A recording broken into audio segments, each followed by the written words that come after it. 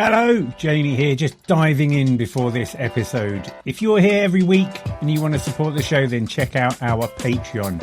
You get ad-free feed, you get weekly green room after shows and Q&A episodes where your questions help shape the conversation. There's a few different layers depending on how much you love it, but the link's in the show notes. Have a look. Enjoy the show. Welcome to NeedleXChange, conversations on the art of thread. My name's Jamie Chalmers, aka Mr. X-Stitch, and in this episode I am interviewing Iskren Lozanov. Iskren is an embroidery artist originally from Bulgaria, now living in Ibiza. He came third in the 3D Textiles category of the 2025 Mr. X-Stitch Contemporary Needlework Prize and second in the Open Textile Art category of the 2024 Hand and Lock Prize with his dramatic mixed media, I'm going to say carapaces. It's worth looking him up on Instagram in the show notes so you can understand his work. In this first part of our conversation, we talk about language and identity. We talk about what it is to make Ibiza a place to work and how Iskren's practice moved from fashion into embroidery and his sculptural pieces like Rebirth and the Veil of Transcendence, including how he researches plans and actually produces the pieces. It's fascinating talking to Iskren. He's really assured, he's got a really strong vision in what he's doing and is a thoroughly pleasant guy, all in all. So, a lovely conversation. And if you have enjoyed this show, please do feel free to share it with someone else who's like-minded. I'll be back next week with the second part of my chat with Iskren. So until then, enjoy the show. I've got a new friend and she's from the Ukraine. Or no, she's from Ukraine. Even that. And so I'm trying to do all this stuff. Like today, I was just like, do you speak Russian or Ukrainian or Polish or whatever? And all the time, she's just tutting at me. Just with my own Eastern European ignorance completely. You know, don't ask me a single fact about Bulgaria. I've got no chance. Absolutely. But she was just like, so now I'm like ultra sensitive to making sure that like, I pronounce things properly and all that sort of stuff. It's a bit of a struggle. Do people like, because you're from Bulgaria. So do people get completely the wrong idea about you sometimes? Yeah, they always ask me, do I speak Russian? So yeah, we speak completely different language, which is having similarities. And we use the same alphabet, the Cyrillic alphabet, that it was actually invented by two Bulgarian brothers. Okay. So all the people that use Cyrillic are using our alphabet. By two Bulgarian brothers? Yeah. That's something, isn't it? Invent an entire language. They were like very popular saints now. They're kind of saints in Bulgaria, and we celebrate. When we have a day and that's celebrating the alphabet. Right. Where I live, we've got a really strong, like, diverse community, and there is a lot of Eastern European influence because East used to be a town that made trains. So for very many years, they had lots of Polish workers coming over. But there's been plenty of other communities as well, Hungarian, Bulgarian, and all that sort of thing. And my second favorite shop in the whole town is this, like, Eastern European supermarket. But they have different aisles for the different, like, countries. So there is, like, a Bulgarian, Hungarian aisle. There's a Polish aisle. There's, like, a Lithuanian, those kind of guys aisles or whatever. And I spend a lot of time just walking around being generally amazed about the amount of things that you can pickle, because there's just like jars and jars of everything, you know. Yeah. We love pickling everything. We even do watermelon. Yeah, and all of that, and I love it. And then periodically we try them. You know, we just work on a thing. I've been converted to a certain type of jam and certain brands of mayonnaise now, because I just know that the English stuff it's not as good whatsoever. So I love it. I'm sort of building up. You kind of have to get over the fear of it first. We're in the UK because we're so entitled because everybody speaks English and all of that sort of stuff, you know. So the first time you go in and like a shop like this, you're always just like, oh, I don't know. And then you go in, and then after a couple of times, you're like, oh yeah, I'm getting all these really interesting foods. I absolutely love it. Little pastries, all of that sort of stuff. It's not very good for my health. I digress. How does it come to pass that you've ended up living in Ibiza? Well, that's an interesting story, actually, because it happens like this all of a sudden. Well, if you want the long version... I've got all day. Okay, so, yeah, I studied fashion, and I started immediately working after graduating my bachelor degree. And I was working for a few years and I wanted to do a master degree in St. Martin's. That was my dream, to do a master there. But I couldn't afford because the fees were super high. And my best friend, he was doing a season in Ibiza. And he just came back and he was super happy, and he told me how like he makes so much money. And I said, okay, maybe I should give it a go and go to a season in Ibiza. Well, like working in like touristy things, that sort of stuff. Yeah, working like promotions for events, Right. like a regular job that most of the people do when they come here, you know. And I take a break from my job and I did a summer in Ibiza and I just fell in love. Unfortunately, I didn't make the money for my fee, but yeah, then I came back to Bulgaria for the winter, continued working, and when the summer came again, I just felt like the need to go back.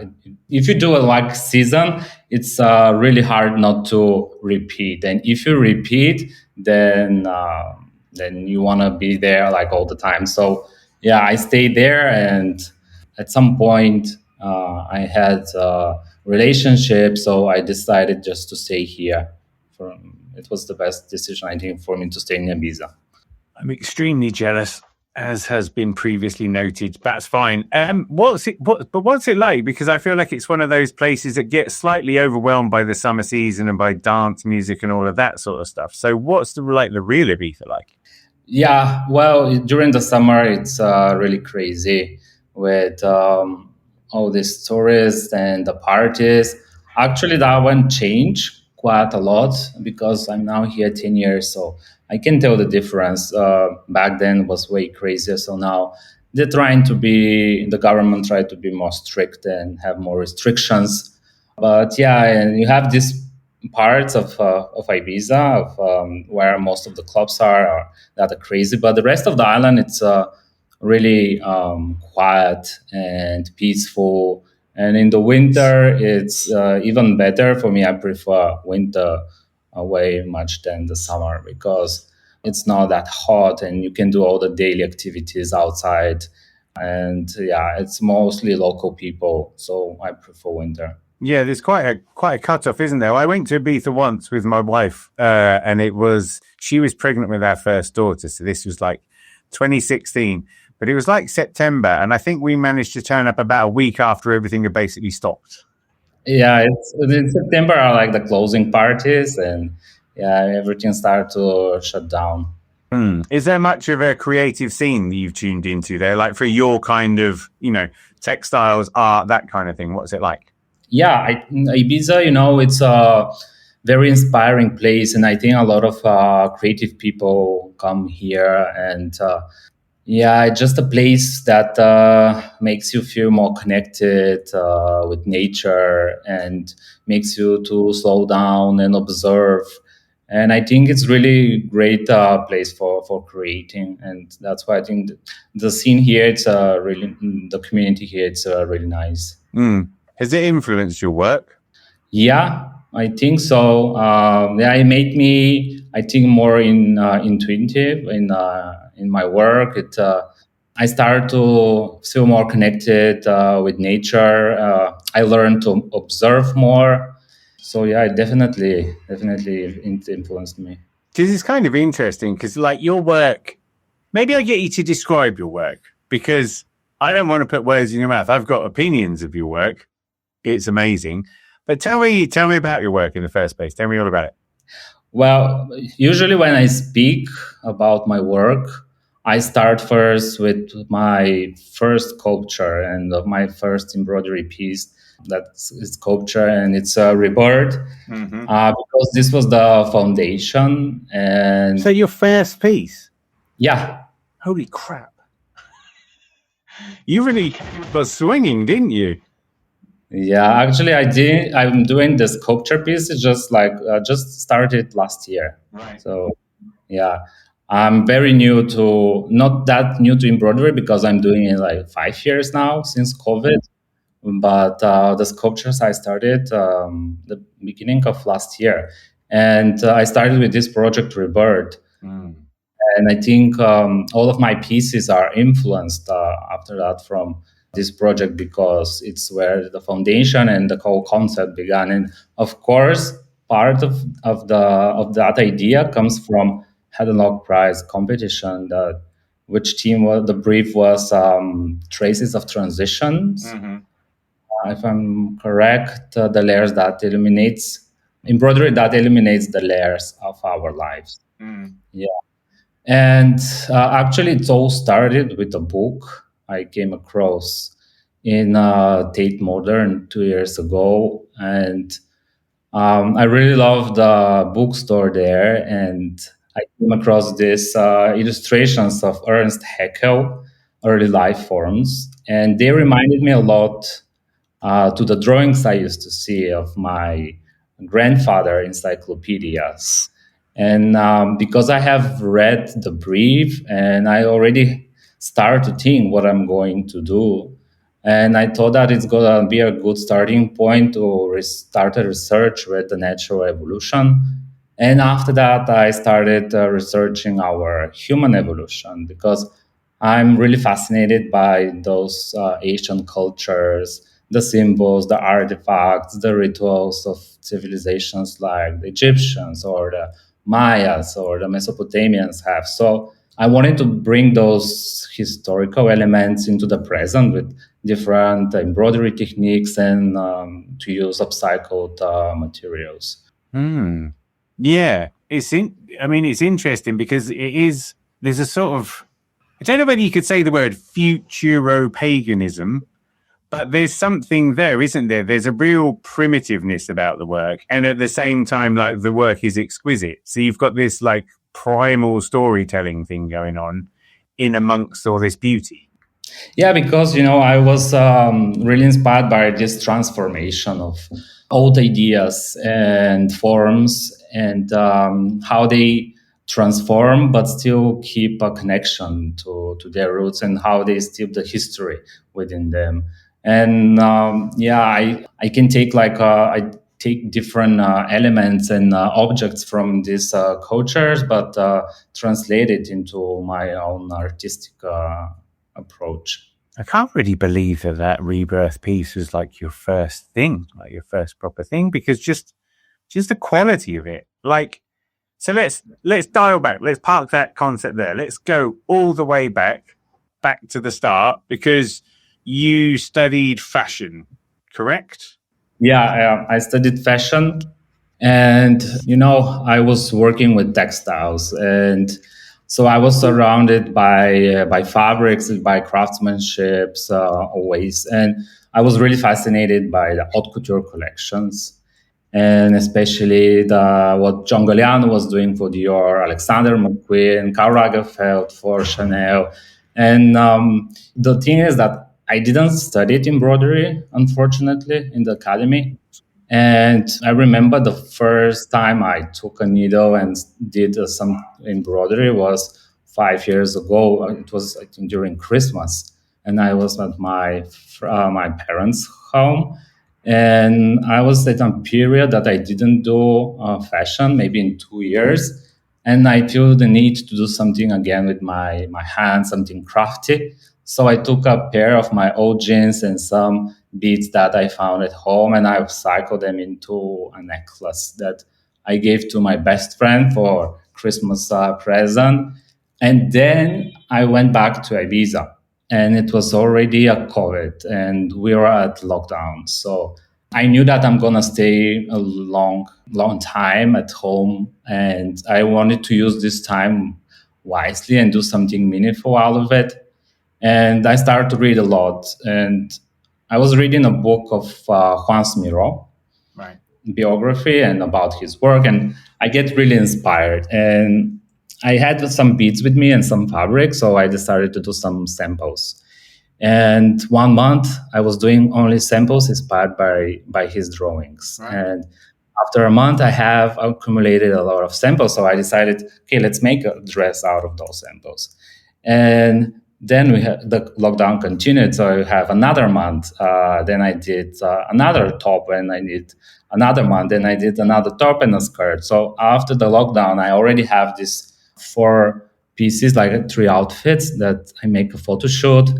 And it turned out really great. And at that moment when I was doing these pieces, I knew that I'm like really hooked to embroidery, and this is definitely something that I want to do until the rest of my life.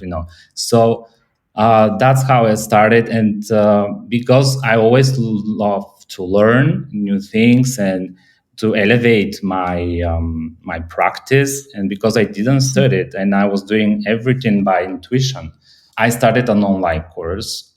My first online course, it was a short one, maybe like a few hours, and I had to do an embroidery of Marilyn Monroe. Right. But yeah, instead of that, I did one face, a very famous Spanish DJ, and I made another face, and I combined it to look like a top. So I made actual top that I gave to her because I knew her manager, and she wear it, and I get some attention and Instagram. Then I make another top to another artist, Spanish artist that I really like. She wear it.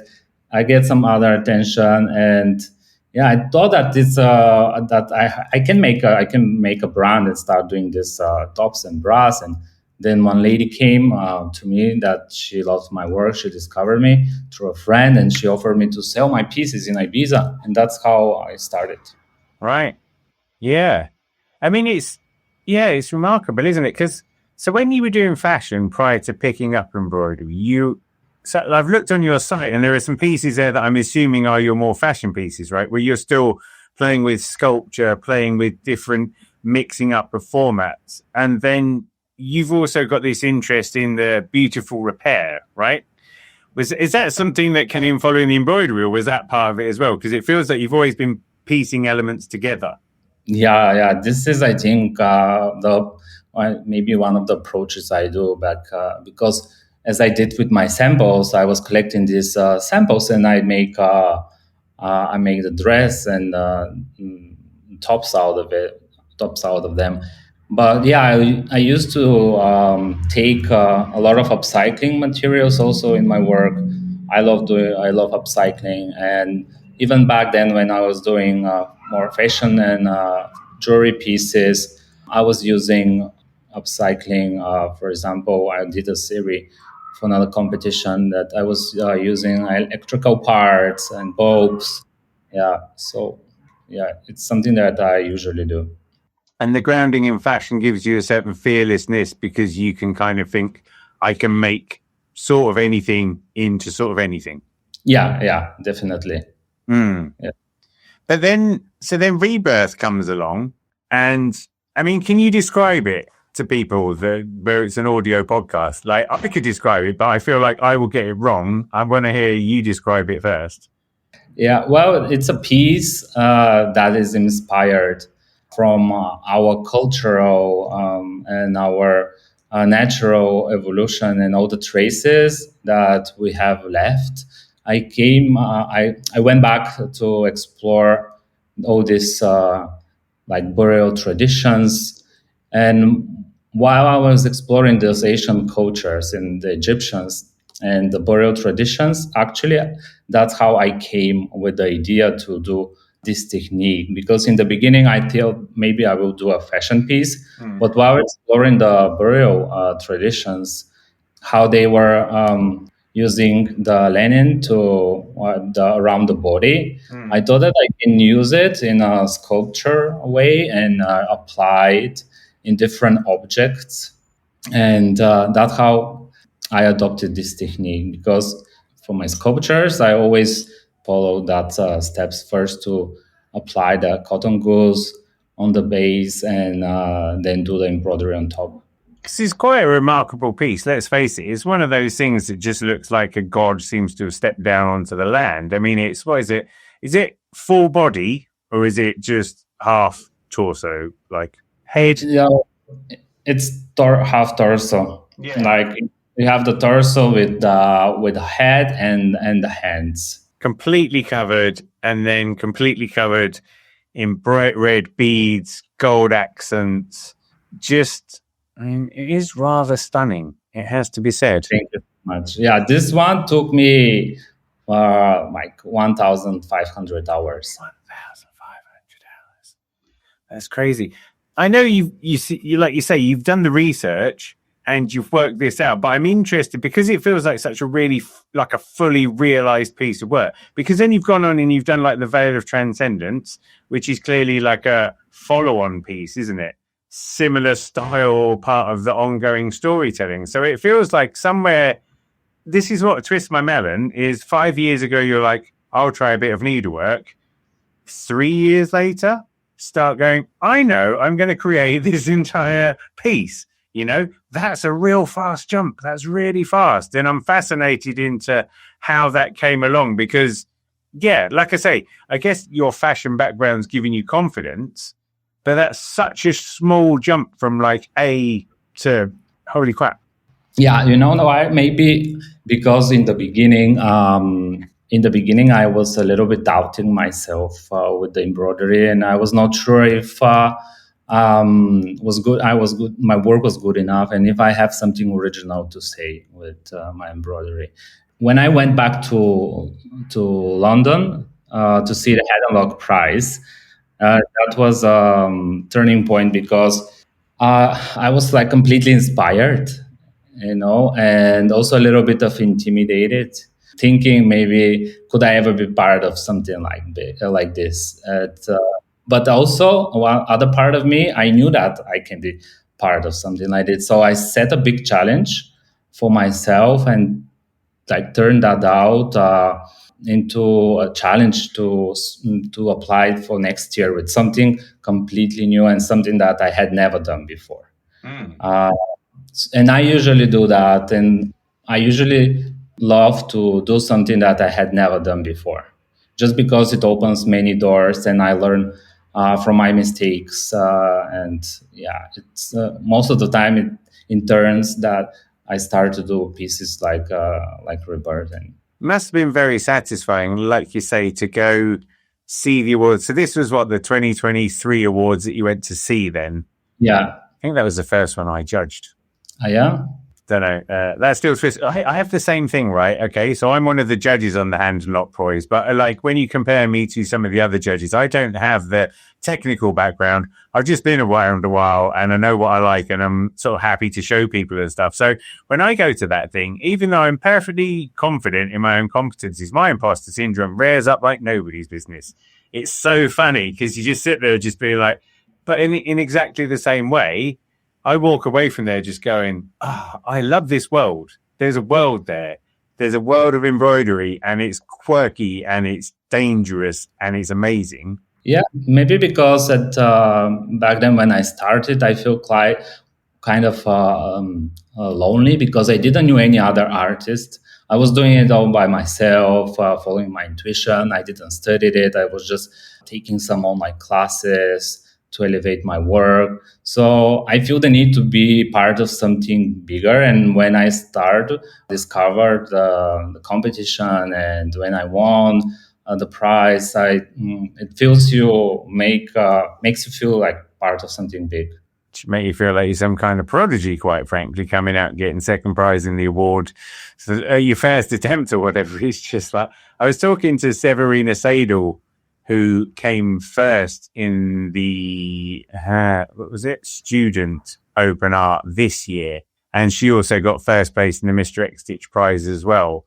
And it's like, I mean, to come out sort of getting awards straight from the get-go, I mean, does that not place a load of pressure on you? Do you not feel like you've now got a standard to uphold? Actually, yes. Because I overcome that doubt, I feel now way more confident and not to get stuck, compare myself to others. But definitely I feel that pressure to always be producing something new.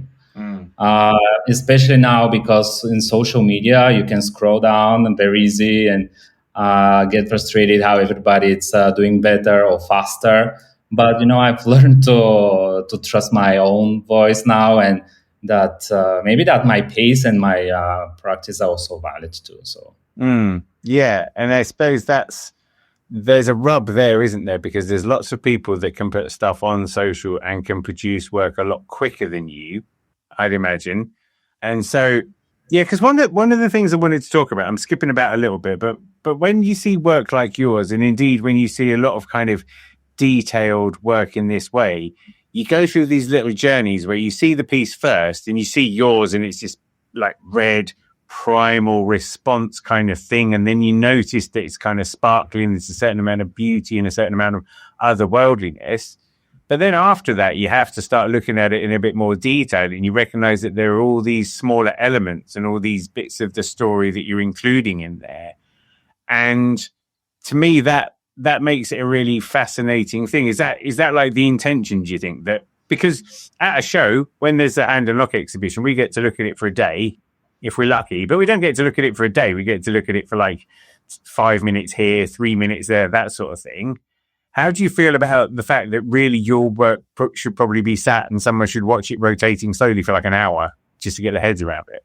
Yeah, I think that's what more fascinated also about my work, because every time that I look at it, I found something new. And I think the people, especially that see it for the first time, you can observe for hours and look at the details, and every time discover some new elements, which I think it's really quite exciting for a work. And yeah, I get a lot of inspiration from different cultures and these rituals and artifacts, but I transform it in my own way. And then so with a piece like that, do you spend a lot of time planning it out in the first place, or do you kind of like make elements as you go with that certainty that you'll pull it all together somehow? Well, definitely I did do a big research before starting. So with Rebirth, I start like in January, and I with the research, and I usually do that with any project. I first began with the research. For example, if I'm exploring something like Asian Egyptian civilizations, I dive into their architecture, into their elements, their symbols, gods, everyday objects, artifacts. So I'm exploring everything. Then I start with drawing those elements that inspire me the most, but changing lines, adding or combining different details until I make them my own. And after that, I start with the actual work, and with the not that the other one is not work, but then after that, I start with embroidery. First, I translate when I happy once when I've developed an idea that I'm happy with, I translate it into a full size drawing that matches the size of the piece and the object that I'm going toward. And I start with applying then the cotton gauze, then wait for a few days to dry completely, and then reassemble. Like I cut in different parts and the embroidery on top of those parts, and at the end I reassemble all the parts together. Right. And when you looking like, how do you know when the piece is ready to be made? What's the when there is no space left. It's just simple 100% coverage, and then you're 100% happy on it. That's amazing. So that first piece comes along and it's stunning, and it's got, you've told a story with it. When did the idea for the second piece start to come? Did that creep in as you were making the first one? Had you already got the ideas, like, was it ready to be made? Yeah, well, when I start first with Rebirth, I knew that this is going to be a series of objects, and exploring more of those idea of transformation that I really loved. And then I did the other work, the Veil of Transcendence, but I think Rebirth was more about the physical transformation, and the Veil of Transcendence is more about the spiritual one.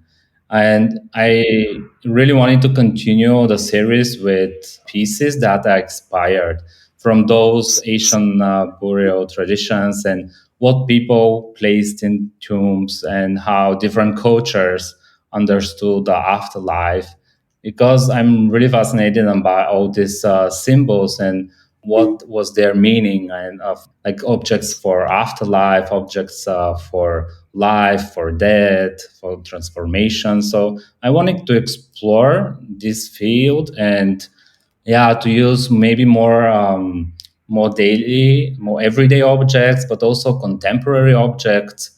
So I'm working now on to continue that series. Right. So you spent time looking at a wide range of different cultures and how they support the transition between this world and the next. Like, are there common things that appear that seem to like be timeless? I mean, all of them. They were speaking for the afterlife and for the rebirth, which are themes that I'm really keen. And I always read and watch documentaries about history and cultures. Yeah, even if you want Asian aliens. So these are themes that I really love to explore. But all these cultures, they have these similarities. They believe in the afterlife, and they were using, for example, the Egyptians. They were using these symbols. Usually, they have multiple meanings depending on the context.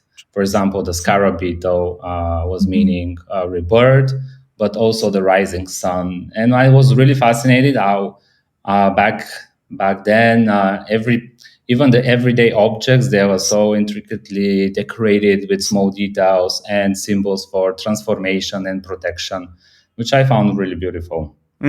Yeah, I was interested. It's funny you're saying about the ancient aliens, because I used to be like well into conspiracy theories back in the day, and you get in that sort of territory, but you do recognize that even like, I don't know, the Jesus story, there were like weird 5,000 years earlier versions of the same kind of story, aren't there?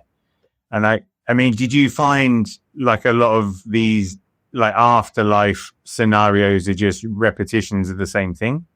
Well, as you said, these are stories that repeat through history. But what I discovered, and people talk now, the historians, that our civilizations is way older that we believe, and that it's written in our books. That I also think the same.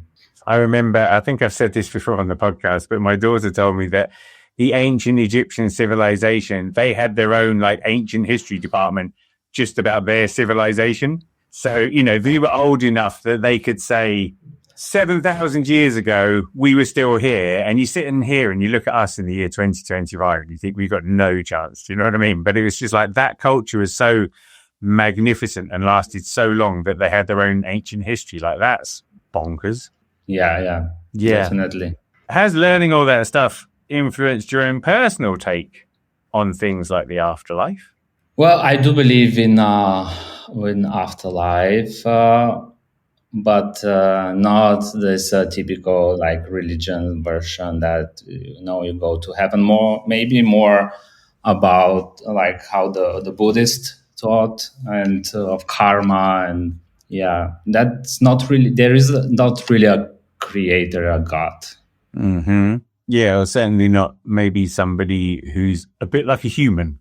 Definitely not.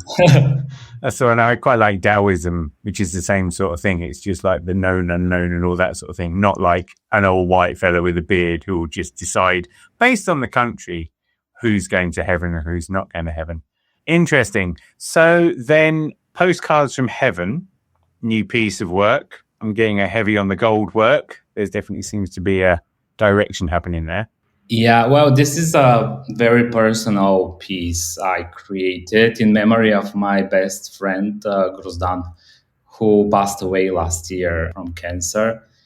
And before he died, actually, he wanted to do like an installation of his face with his hands surrounded by flowers. Mm-hmm. And mutual artists who work with glass make a life-size cast of his face. And unfortunately, and I have to work on the hands, so we couldn't realize this, unfortunately. So after his passing, I felt this strong need to honor that idea and to make something meaningful out of it. His family gave me the live cast of his face, so I did as my other pieces. I took the base of his face with the cotton gauze, but I interpreted it in my own way with my embroidery techniques, and I went back to our religion, Bulgarian roots, where I get a lot of inspiration by the iconography from Orthodox churches, because there are, of all the saints are really beautifully decorated with gold elements, and sometimes you have these necklaces and rings that are hanging out of the icons. That inspired me a lot. And I did one trip to Sevilla to explore some of the Catholic iconography and all the symbols that are using, because in Sevilla, where I went, they have this deep tradition in gold work, especially for the Virgin Mary during Semana Santa. They are doing this fully decorated vestment with gold work. So I went to look all the archives of the museums and the cathedrals, and I wanted to combine these religious elements from the Orthodox and from the Catholic religion, and to make it into one piece that it's like a postcard to my friend that is in heaven now. Yeah, it's really sublime. Honestly, it's a really beautiful piece. Is that like the techniques you use in there, like all new, those kind of goldwork techniques? Is that a new direction for you? Yeah, because before that I was only working with beads and sometimes with threads. But I started to start a diploma with the gold work, right, from Lock this year. So that's where all my practice went, to try different techniques. And I really love gold work. I think after the beading, gold work is my favorite technique. So I would love to combine them both. Yeah, it can be really sublime, isn't it? I really enjoyed, oh God, I knew this was going to happen. There was an entry this year. There was a gold work piece. Oh God, this is rubbish. Completely forgotten the name. Lucy May. There we go. Came back to me in a hobby. That hairpiece and her use of the way you can couch the threads, but use different colors and therefore have this illustrative element that goes over the top. So in some ways, the fact that you're couching gold thread is kind of like not really the issue. Lucy's piece was absolutely beautiful, and it had a certain sort of retro style about it as well. Kind of with yours as well. Like yours has definitely got that there's sort of Aztec notes. I'm sort of feeling, there's a lot of like classic death. I don't know what the word is. I say death memorabilia, but that's not what I mean at all. But there is that, like, there's a certain classicism to the way you've produced it. Yeah, definitely.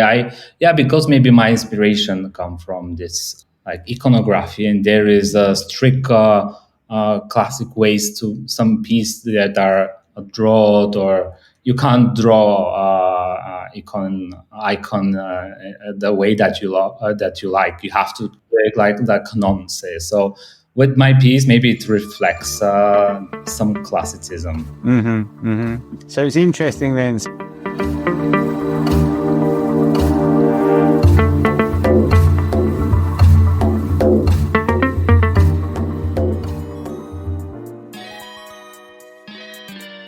Hello, Jamie here. If you've made it this far, you are exactly the kind of listener that needs to know about our Patreon scheme. If you want to help keep NeedleXChange going and get more from it, you can join as a member. With our Backstage Pass level, you get the ad-free private RSS feed, and you get that warm, fuzzy feeling of knowing that you're helping NeedleXChange remain free so that other people can enjoy it. In our Green Room layer, you get all of that, plus a weekly 10 to 12 minute after show. Oh yeah, bonus content. And you can submit questions to our forthcoming Q&A episodes. And if you want to go all the way, our executive producer, Leia, adds a quarterly patron-only group show. Imagine 4 different machine embroidery artists talking with each other about the medium they love. Oh yes, we can make that happen. You also get your name on the producer wall. Just head to patreon.com/xstitch or tap the link in the show notes. Your support will keep NeedleXChange going and make it so that we can really celebrate this medium that we love. Thank you for helping. I'll see you soon.